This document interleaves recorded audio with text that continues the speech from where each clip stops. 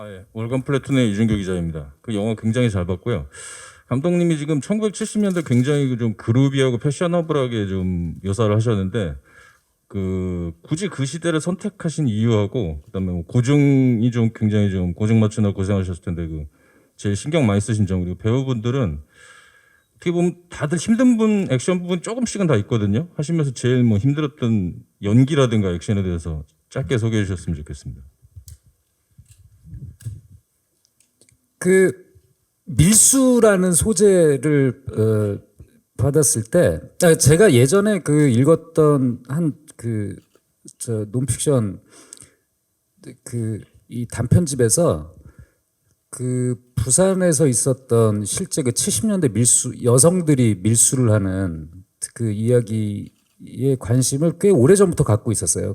그러다가 저희 회사 부사장이 시동이라는 영화를 만드는 과정에서 군산을 내려갔다가 거기 그 박물관에 갔다가 그쪽도 서해안 지역에서 있었던 70년대, 60년대, 70년대 있었던 그 밀수 사건들을 찾아내면서 이것을 개발하기 시작했는데, 저는 이것이 70년대 밀수가 의미하는 것은, 여기 이제 영화를 보면은 뭐 그 스포일러가 되는 후반부에 그 밀수품이 나오지만, 저는 생필품을 밀수하는 이 환경이 좀 흥미로웠어요. 그러니까 그때 당시에 너무 많은 규제들이 있었고, 아직 한국은 전쟁이 난 지 20년 정도를 지나면서 여전히 그 외부와의 교류를 두려워했었고, 개발도상국이었고, 영화에서 보시는 것처럼 지금 우리가 너무 흔하게 보는 뭐 바세린이라든지 뭐 크래커, 뭐 청바지 이런 것들을 밀수해서 수입한 물건들을 소비하던 시절, 그리고 그것이 범죄가 되던 시절, 그 시절에 밀수를 하면서 살아가야 하는 사람들, 그런 것들을 다루려고 하다 보니 당연히 그 70년대를 선택해서 들어갈 수밖에 없었고, 그리고 제가 기억하는 70년대는 아마도 이것도 제가 아까 말씀드렸지만 지금 저희 아버님의 영향일 텐데, 뭐 여러분들 잘 아시는 제 동생 그 영화 배우 하는 유승범이 옷을 굉장히 잘 입는 걸로 유명하잖아요. 근데 그것이 저희 아버님이 그렇게 옷을 잘 입고 다니셨어요. 그래서 제가 아주 어린 시절부터 어른들은 굉장히 어른이 되면 되게 멋있어지는구나 라는 생각을 했었거든요. 그리고 영화에서 등장하는 이런 그 춘자의 헤어스타일이라든지 뭐 이렇게 그 장도리의 그 이상한 옷, 그리고 권상사의 선글라스, 이런 것들 다 제가 너무 좋아했던 그 70년대 그 홍콩 영화 스타들의 뭐 패션과, 그다음에 그 뭐 미녀 삼총사나 이런 그 TV 시리즈에서 나왔던 헐리우드 스타들의 어떤 패션들, 뭐 그런 것들에 대한 어떤 어린 시절의 환상, 그것이 계속 남아 있어서 그래서 그것을 재현하고 싶었죠. 그러다 보니 아무래도 공간을 재현하는 거는 이제 어쩔 수 없는 환경의 영향 때문에 그 기존의 세트들을 많이 활용하고 디테일에 신경을 많이 쓸 수밖에 없었는데, 그것은 저희 제작진과 미술 파트 분들이 진짜 너무 고생을 하셨고, 배우들과는 아무래도 의상과 헤어스타일에 대해서 신경을 많이 쓸 수밖에 없었습니다. 근데 거기에 또 우리 김혜 선배님이 굉장히 큰 영향을 주신 것이, 김혜 선배님, 저도 이번에 일을 하면서 알았는데 촬영 전에는 무슨 연출부처럼 일을 하세요. 그러니까 막 밤 12시 넘어서도 막 사진들을 막 계속 자기가 찾은 걸 보내고, 실제로 영화에서 보시면 등장하는 많은 이미지들이 김혜 선배님이 찾아주신 자료들이 되게 많아요. 그래서 배우분들과 그런 것들에 대해서 많이 소통하고, 뭐 이를테면 문신의 스타일, 장도리 문신은 어떻게 할 것인가, 뭐 이런 것들. 그래서 이런 것은 저 혼자는 절대 못하는 거죠. 배우분들과 또 그 의견들을 같이 수렴해주는 의성과 분장팀들 노력이 아니면, 그렇게 해서 만들었습니다.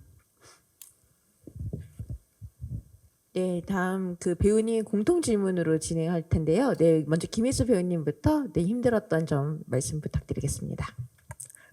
제가 사실 이제 그 기자분들 뵈니까 이게 2년 전에 촬영을 한 영화잖아요. 그래서 그 당시에 제가 현장이 너무 좋아서 일지 비슷하게 기록을 했던 그 메모가 있어요. 그걸 한번 쭉 보고 왔는데 뭐가 힘들었다, 속상했다라는 게 하나도 없어요. 아예 없어요. 이래서 너무 좋고 이래서 눈물 나게 좋고 이래서 뭐가 좋고 이래서 너무 행복했고, 근데 저는 개인적으로 오래 일을 했지만 항상 현장이 어렵죠. 왜냐하면 준비해야 되고 늘 나의 한계를 확인해야 되는 곳이잖아요.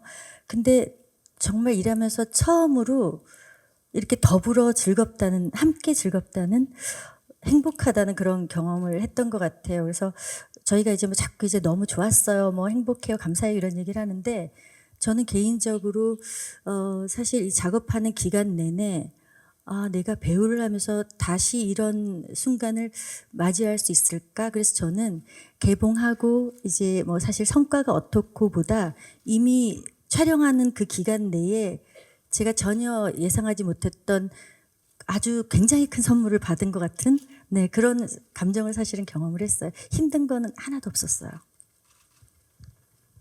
네, 똑같은 마음이고요. 정말 행복했던 현장이었고, 정말 이렇게 생각해 보면 막 코끝이 막 찡해지는 그런 약간 예, 그런 현장이었거든요. 다만 그냥 저는 제가 힘들었던 건 그냥 캐릭터, 제가 연기하는 진숙을 내가 잘 표현할 수 있을까? 되게 진중하고 그 감정 표현이 많지 않은 사람인데 어떻게 나를 눌러서 이것을 표현할 것인가? 그런 고민을 개인적으로는 했었습니다.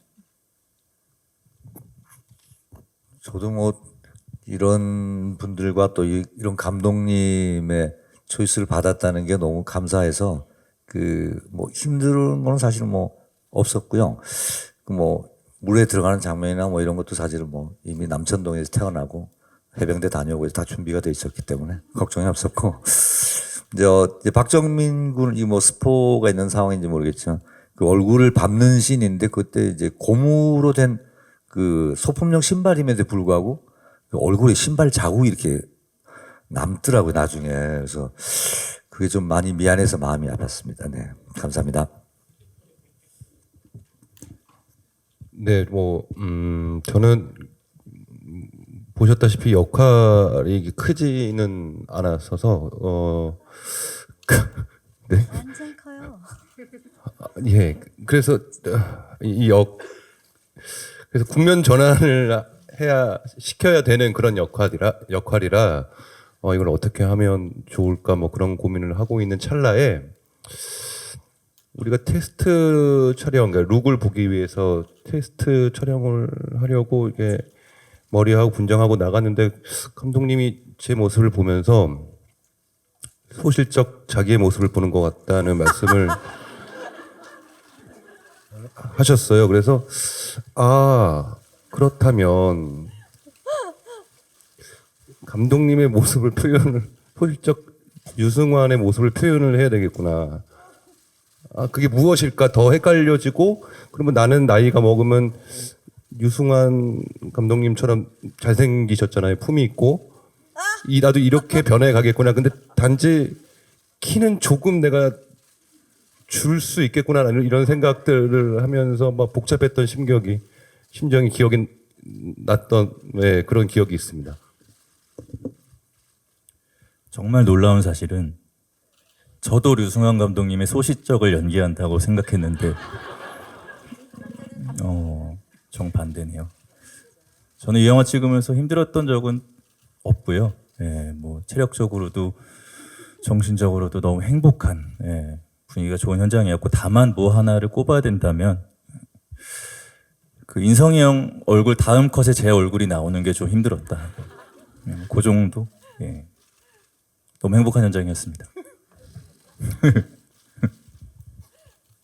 네, 저도 당연히 힘든 거 하나 없이 저는 항상 현장 갈 때 정말 너무 좋았어요. 촬영 하루 전날이면 너무 기분이 좋아서 일단 가면 선배님들이 다 너무 좋아해 주시고, 그리고 제가 연기할 때 감독님의 그 오케이 사인 소리가 너무나 저를 더 기쁘게 해주시고 이러니까 현장에서 연기할 때 정말 이렇게 행복할 수가 있나? 이런 걸 최대치로 느낄 수 있게 해줬던 현장이어서 오히려 저는 힘들었던 순간은 정말 단 한순간도 생각해 본 적 없이 정말 즐겁고 행복하게만 촬영을 했던 현장이었던 것 같습니다.